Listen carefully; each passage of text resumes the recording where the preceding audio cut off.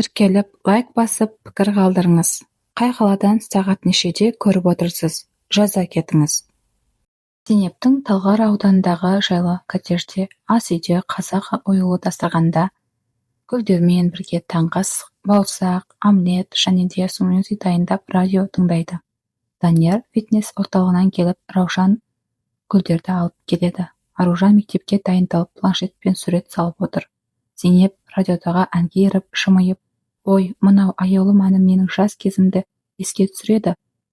Гүлдерді вазаға салып, Данияр, сен тағы да гүл әкелдің бе? Жүрегіңнен шығады екен, дейді. Данияр күліп, Зейнеп, сіздің күлкіңізге 1000 гүл де аз. Бүгін кешке Талғардың саябағына серуендейік пе? дейді. Аружан ас үйге кіріп, қызығушылықпен, әже, Данияр аға, сіздер ғашықсыздар ма? Мен достарыма айтам. Телефонмен гүлдерді суретке түсірді. Зейнеп ұялып күліп, Аружан, мектепке дайындал, үлкендердің әңгімесіне араласудың қажеті жоқ, дейді. Данияр жымиып, Аружан, әжең менің жүрегімнің ханшайымы. Сен де оның күлкісін сақта, ол сиқырлы. Есік қағылады. Гүлназ Зейнептің құрбысы. Кіріп келіп, Даниярдың көріп таңғалады. Гүлназ бетіне күмән ұялап, Зейнеп, сен тағы да Даниярмен біргесің бе?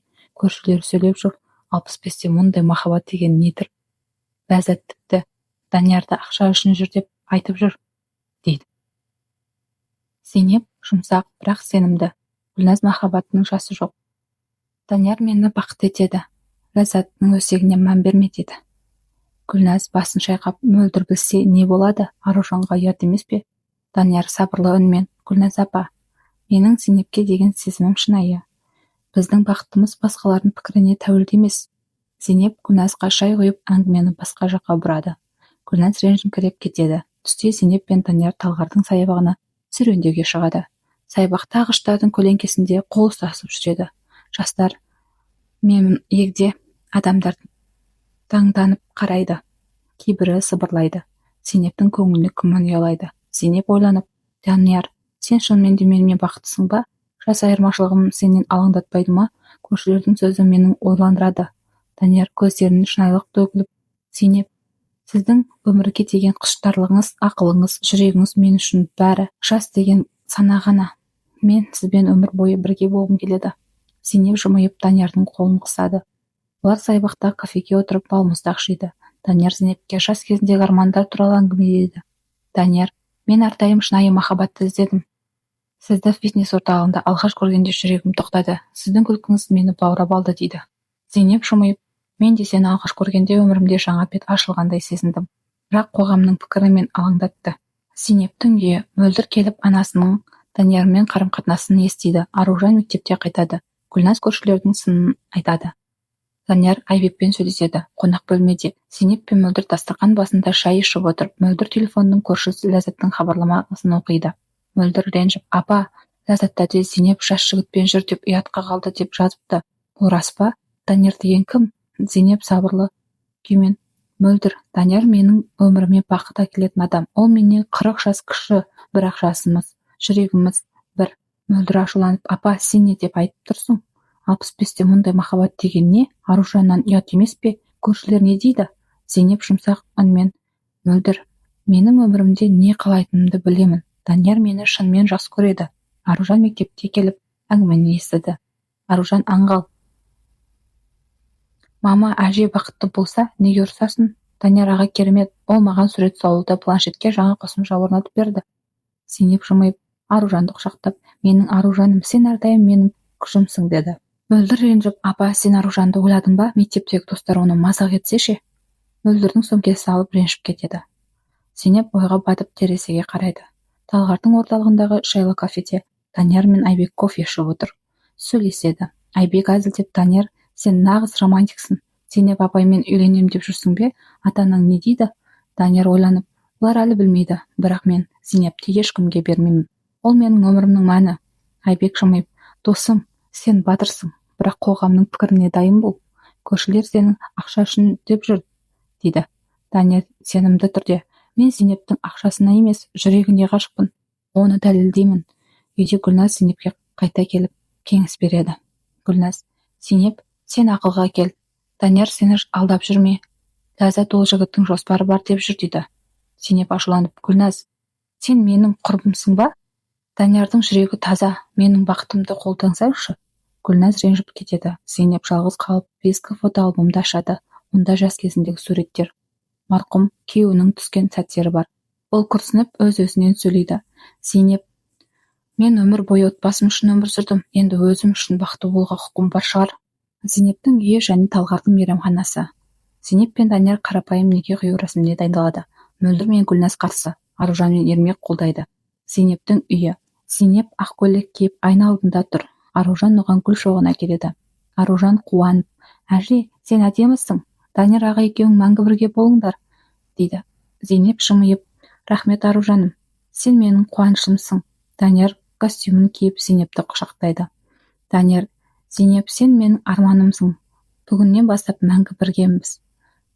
Ермек көршісі келіп құттықтайды. Мөлдір телефонмен сөйлесіп тойға келмейтінін айтады. Мөлдір телефоннан: апа, мен сенің шешіміңді құрметтей алмаймын. Бұл дұрыс емес, дейді. Зейнеп көңілі түсіп: Мөлдір, сен менің қызымсың. Бір күні түсінесің деп үміттенемін. Мейрамханадағы дайындық. Талғардың жайлы мейрамханасында тойда дастархан әзірлеп жатыр. Данияр Айбекпен сөйлеседі. Айбек әзілдеп: Данияр, сен тойда билейсің бе? Зейнеп апамен вальс дайында. Данияр күліп: Айбек, Зейнеппен өмір бойы билегім келеді, бірақ ата-анам тойға қарсы. Олар әлі түсінбеді. Гүлназ мейрамханаға келіп, Зейнепке тағы да кеңес береді. Гүлназ: Зейнеп, әлі де кеш емес. Бұл тойды тоқтат, көршілер сені мазақ етеді. Зейнеп сенімді үнмен: Гүлназ, мен жүрегімді тыңдаймын. Данияр менің бақытым, дейді. Талғар мейрамханасында қарапайым той өтіп жатыр. Айбек, Аружан, Ермек қатысады. Мөлдір келмейді, бірақ Гүлназ соңғы сәтте келеді.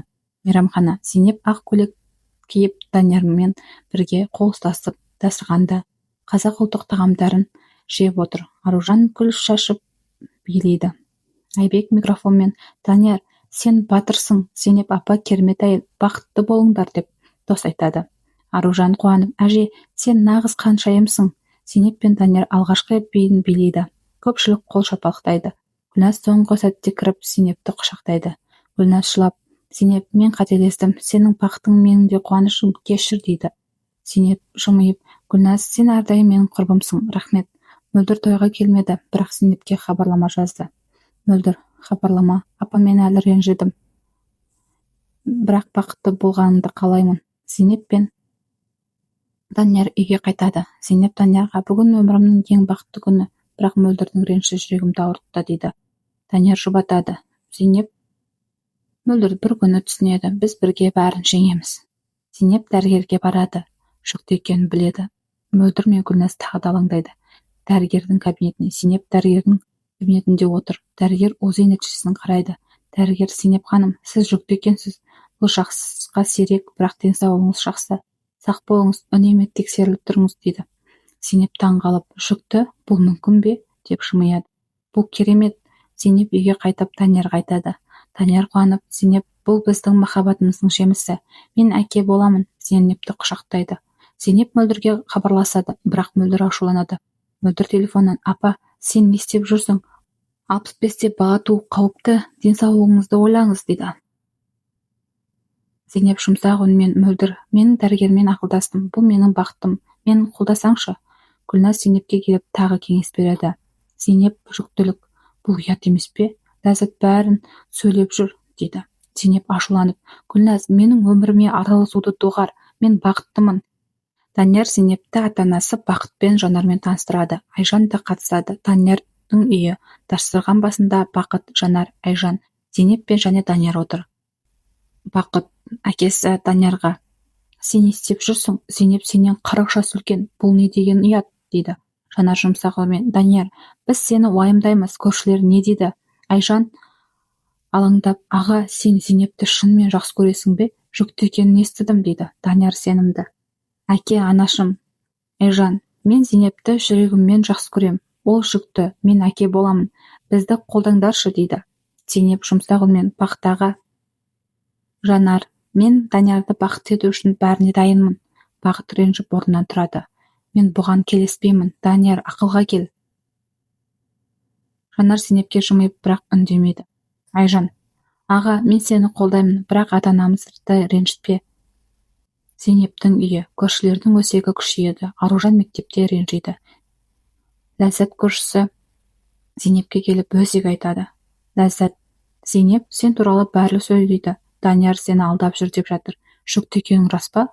Зейнеп ашуланып: Ләззат, менің өміріме араласуыңды доғар. Мен бақыттымын. Бұл жеткілікті. Бітті сомен. Аружан мектепте жылап келеді. Аружан жылап: Әже, достарым сені мазақ етті. Неге бәрі сөйлейді? Дейді. Аружаным: махаббаттың жасы жоқ. Сен менің қолдасаң, бәрі жақсы болады, дейді. Мөлдір Сәулемен сөйлесіп: Сәуле, Мөлдір анаң бақытты, оны қолда. Мөлдір ойланып: мен уайымдаймын, бірақ оның күлкісін көріп, ойым өзгереді. Данияр ата-анасымен қайта сөйлеседі. Нұржан әріптесі күмәнмен қарайды. Даниярдың үйі. Данияр Бақытпен Жанармен сөйлеседі. Данияр: әке, ана, мен Зейнепті тастамаймын, ол менің өмірім, жүктілігі біздің бақытымыз, дейді. Жанар жылап: Данияр, біз сені жоғалтқымыз келмейді. Әкесі жұмсақ үнмен: жарайды ұлым, бірақ жауапкершілікті сезін. Фитнес орталығында Данияр мен Нұржан сөйлеседі. Нұржан: Данияр, сен не істеп жүрсің? Зейнептің ақшасына қызықтың ба? Данияр ашуланып: Нұржан, мен Зейнептің жүрегімен ғашықпын. Менің сезіміме күмәнданба, дейді.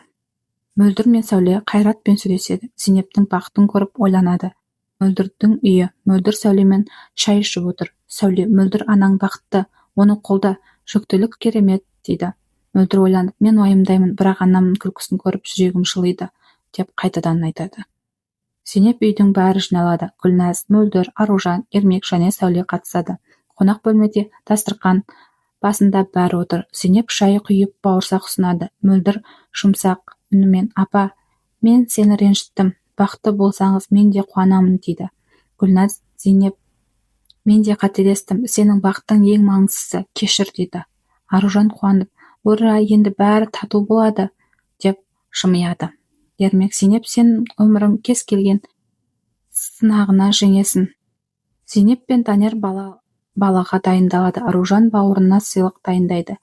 Зейнеп пен Данияр баланың бөлмесін дайындайды. Аружан сурет салып бауырына хат жазады. Әже, мен бауырымды жақсы көремін, оған сурет сыйлаймын, дейді.